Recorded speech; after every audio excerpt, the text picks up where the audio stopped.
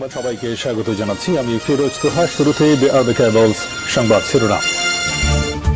বাংলাদেশের সর্বশেষ গুরুত্বপূর্ণ আপডেট সংবাদে আপনাকে স্বাগত। শুরুতেই সংবাদ শিরোনাম, পরে বিস্তারিত।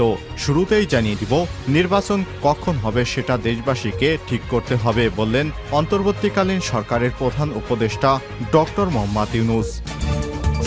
এরপর জানিয়ে দিব, সীমান্তে মুখোমুখি বিজিবি এবং বিএসএফ, স্থানীয়দের মধ্যে চরম আতঙ্ক। এদিকে কুমিল্লায় পানির প্রবল স্রোতে ভেসে গেল দুই বোন। কুমিল্লার তিতাস উপজেলায় মাদ্রাসা থেকে ফেরার পথে বন্যার পানিতে ডুবে দুই শিশুর মৃত্যু হয়েছে। আজ দুপুরে উপজেলার বাগাইরামপুর গ্রামে দুর্ঘটনা ঘটে। এদিকে বন্যার্তদের সহযোগিতায় 2 কোটি টাকা দিল মার্কেন্টাইল ব্যাংক। এবারে জানাবো আনসারের রদবদল। বাংলাদেশ আনসার এবং গ্রাম প্রতিরক্ষা বাহিনীর 19 ঊর্ধ্বতন কর্মকর্তাকে বদলির আদেশ দেওয়া হয়েছে। রোববার 25 আগস্ট স্বরাষ্ট্র মন্ত্রণালয়ের জননিরাপত্তা বিভাগ আনসার শাখা 1 থেকে পৃথক 2টি প্রজ্ঞাপনে উপমহাপরিচালক পদমর্যাদার 9 এবং পরিচালক পদমর্যাদার 10 কর্মকর্তাকে বদলি করা হয়েছে। এবং সর্বশেষ জানিয়ে দিব, গত 24 দিনে এলো 20,600 কোটি টাকার রেমিটেন্স। চলতি আগস্ট মাসের প্রথম 24 দিনে দেশে বৈধ পথে 171 কোটি 83,30,000 মার্কিন ডলার রেমিটেন্স এসেছে, যা বাংলাদেশি টাকায় প্রায় 20,600 কোটি টাকা। আজ কেন্দ্রীয় ব্যাংকের প্রকাশিত হালনাগাদ প্রতিবেদন থেকে সব তথ্য জানা গেছে। কেন্দ্রীয় ব্যাংকের তথ্য পর্যালোচনা করে দেখা গেছে, চলতি আগস্ট মাসের 24 আগস্ট পর্যন্ত দেশে যে পরিমাণ রেমিটেন্স এসেছে, এর মধ্যে রাষ্ট্রায়ত্ত ব্যাংকগুলোর মাধ্যমে 27 কোটি 69 লক্ষ, বিশেষায়িত একটি ব্যাংকের মাধ্যমে 6 কোটি 4 লক্ষ 10,000 মার্কিন ডলার এবং বেসরকারি ব্যাংকগুলোর মাধ্যমে এসেছে 137 কোটি 77 লক্ষ 90,000 ডলার এবং বিদেশি ব্যাংকগুলোর মাধ্যমে এসেছে 32 লক্ষ 30,000 মার্কিন ডলার রেমিটেন্স। কেন্দ্রীয় ব্যাংকের তথ্য বলছে, আগস্টের 24 দিনে আগের বছরের একই সময়ের তুলনায় প্রায় 30% বেশি রেমিটেন্স বাংলাদেশে এসেছে। গত বছরের 2023-এর আগস্টের 24 দিনে রেমিটেন্স এসেছিল মাত্র 132 কোটি ডলার, যার তুলনায় এবারে এসেছে 30% বেশি রেমিটেন্স। দিন দিন প্রবাসী আয় বাংলাদেশে বাড়ছে, এটি আমাদের জন্য অত্যন্ত সুখবর। প্রিয় দর্শক, এতক্ষণ শুনছিলেন সংবাদ শিরোনাম, এবারে বিস্তারিত।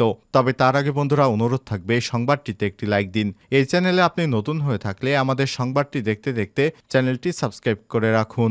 কমেন্ট করে আপনার মূল্যবান মতামত জানিয়ে দিন বন্ধুরা, আমাদের সংবাদটি আপনি বিশ্বের কোন দেশ থেকে বা বাংলাদেশের কোন স্থান থেকে দেখছেন এবং শুনছেন। এবারে বিস্তারিত। নির্বাচন কখন হবে সেটি দেশবাসীকে ঠিক করতে হবে। ডক্টর ইউনূস জাতির উদ্দেশ্যে ভাষণে অন্তর্বর্তীকালীন সরকারের প্রধান উপদেষ্টা ডক্টর মোহাম্মদ ইউনূস বলেছেন, দেশের সংকটকালে ছাত্রদের আহ্বানে আমরা সরকারের দায়িত্ব গ্রহণ করেছি। কখন নির্বাচন হবে সেটি সম্পূর্ণ রাজনৈতিক সিদ্ধান্ত, আমাদের সিদ্ধান্ত নয়। দেশবাসী ঠিক করতে হবে। আপনারা কখন আমাদের দায়িত্ব ছেড়ে দিতে বলবেন, তখনই আমরা ছেড়ে দেব। আর সন্ধ্যা 7টায় জাতির উদ্দেশ্যে দেয়া এক ভাষণে এসব কথা বলেন অন্তর্বর্তীকালীন সরকারের প্রধান উপদেষ্টা প্রফেসর ডক্টর মোহাম্মদ ইউনূস। এ সময় ডক্টর মোহাম্মদ ইউনূস বিদেশ থেকে রেমিটেন্স পাঠানোর জন্য প্রবাসীদের ধন্যবাদ জানান।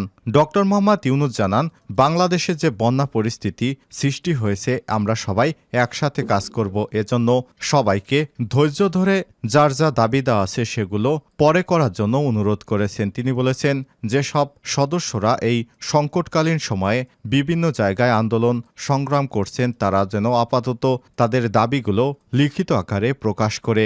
নির্বাচন প্রসঙ্গে ডক্টর মোহাম্মদ ইউনূস বলেছে, দেশবাসী ঠিক করে দিবে কখন নির্বাচন হবে। আমি আমার ইচ্ছায় এখানে বসিনি, এখানে আমাকে ছাত্র জনতা তীব্র আন্দোলনের মুখে বিগত সরকার দেশ ছাড়ার পর আমাকে দায়িত্ব দেওয়া হয়েছে। এবার দেশবাসী ঠিক করবে কবে নির্বাচন হবে। নির্বাচনের বিষয়টি সম্পূর্ণ রাজনৈতিক ব্যাপার, এ বিষয়ে আমার কোনো মন্তব্য নেই। জনগণ যখন ঠিক করবে তখনই দেশে নির্বাচন হবে। সীমান্তে বিজিবি, বিএসএফ মুখোমুখি স্থানীয়দের মধ্যে চরম আতঙ্ক। শেখ হাসিনা বাংলাদেশ থেকে পালিয়ে যাবার পর বাংলাদেশ ভারত সীমান্তে ব্যাপক উত্তেজনা বিরাজ করছে। সম্ভবত এটি সবচেয়ে বাংলাদেশ ভারতের মধ্যে চরম উত্তেজনাকর একটি মুহূর্ত। ভারতীয় মিডিয়া জানিয়েছে, দুইটি ঘটনাকে কেন্দ্র করে এই সীমান্তে মুখোমুখি হওয়ার খবর এসেছে। সেই ঘটনা দুটির মধ্যে একটি হল গত বুধবার লালমনিরহাটের পাটগ্রামে দহগ্রামে ভারতীয় সীমান্তরক্ষী বাহিনী বিএসএফের সদস্যরা শূন্যরেখা বরাবর কাঁটাতারের বেড়া নির্মাণ করতে যায়, কিন্তু আন্তর্জাতিক রীতি অনুযায়ী শূন্যরেখা বরাবর কোনো কাঁটাতারের বেড়া নির্মাণ করা যাবে না।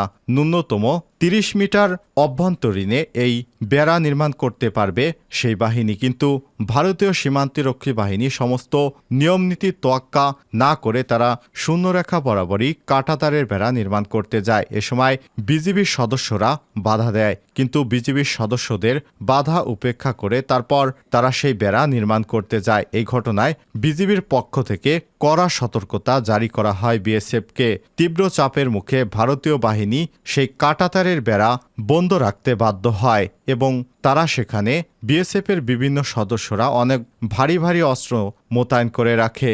এ অবস্থায় বাংলাদেশের বিজিবির সদস্যরা সেখানে কড়া নিরাপত্তা জোরদার করে। এ অবস্থায় ওই এলাকায় মানুষের মধ্যে তীব্র আতঙ্ক বিরাজ করছে। কুমিল্লায় পানির প্রবল স্রোতে ভেসে গেল দুই বোন। কুমিল্লার তিতাস উপজেলা মাদ্রাসা থেকে ফেরার পথে পানিতে ডুবে 2 জনের মৃত্যু হয়েছে। আজ দুপুরে উপজেলার বাগাইরামপুর গ্রামে দুর্ঘটনা ঘটে। নিহতরা হল ওই গ্রামের প্রবাসী মনির হোসেনের মেয়ে আয়েশা আক্তার 10 এবং একই এলাকার মোক্তার হোসেনের মেয়ে সামিয়া আক্তার 9। তারা সম্পর্কে চাচাতো বোন এবং নয়াকান্দি ইসহাকিয়া সোহিনিয়া দারুল কোরআন মাদ্রাসার ছাত্রী ছিলেন। তিতাস থানার ওসি কাজী নাজমুল হক কালবেলাকে বিষয়টি নিশ্চিত করেছেন। স্থানীয় লোকজন জানান, রোববার সকালে রাস্তা দিয়ে হাঁটু পানি ভেঙে মাদ্রাসায় যায় 2 জন। মাদ্রাসা ছুটি হওয়ার পর বাড়ি ফেরার পথে রাস্তার উপর ক্রমশমান পানি প্রবল ছুটছিল। এ সময় 4 জন শিক্ষার্থী পানি ভেঙে বাড়িতে ফিরছিল। গ্রামের কাছাকাছি এলে পানির প্রবল স্রোতে শিক্ষার্থী আয়েশা এবং সামিয়া পানি নিচে তলিয়ে যায়। অন্য 2 শিক্ষার্থী এ সময় বাঁচাও বাঁচাও বলে চিৎকার করে। পরে বাড়ির আশপাশে লোকজন এসে তাদের উদ্ধারের চেষ্টা চালায়। এলাকাবাসী এসে প্রায় 1.5 ঘন্টা চেষ্টা চালিয়ে তাদের মৃতদেহ উদ্ধার করে।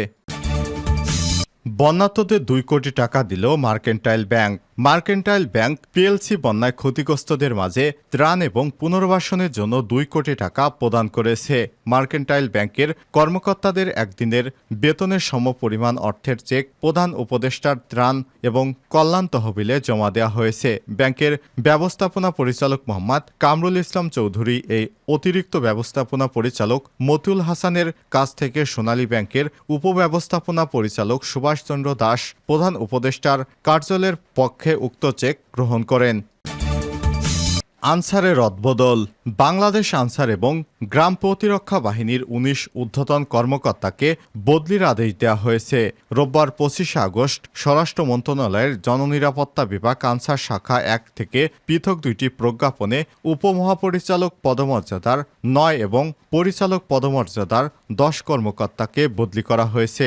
বদলি হওয়া উপমহাপরিচালকেরা হলেন গাজীপুর শফিপুরের আনসার এবং বিডিপি একাডেমির ডেপুটি কমান্ড্যান্ট মোহাম্মদ নুরুল হাসান ফরিদিকে খুলনা রেঞ্জে, চট্টগ্রাম রেঞ্জের উপমহাপরিচালক মোহাম্মদ সাইফুল রাসেলকে বাংলাদেশ আনসার এবং গ্রাম প্রতিরক্ষা বাহিনী অপারেশনস খুলনা রেঞ্জের উপমহাপরিচালক শাহ আহমেদ ফজলে রাব্বিকে রাজশাহী রেঞ্জে, সিলেটের রেঞ্জের উপপরিচালক মোহাম্মদ আব্দুল আওয়ালকে ময়মনসিংহে রেঞ্জে, রাজশাহী রেঞ্জের উপমহাপরিচালক কামরুন নাহারকে ডেপুটি কমান্ড হিসেবে গাজীপুরের শফিপুর আনসার এবং বিডিপি একাডেমি সদর দপ্তরের উপপরিচালক অপারেশনস মোহাম্মদ ফখরুল আলমকে বরিশাল রেঞ্জে, ময়মনসিংহ রেঞ্জের উপপরিচালক মোহাম্মদ সাইফুর রহমানকে চট্টগ্রাম রেঞ্জে, বরিশাল রেঞ্জের উপপরিচালক মোহাম্মদ আশরাফুল আলমকে ঢাকা রেঞ্জে এবং ঢাকা রেঞ্জের উপপরিচালক মোহাম্মদ জিয়াউল হাসানকে সিলেট রেঞ্জে বদলি করা হয়েছে।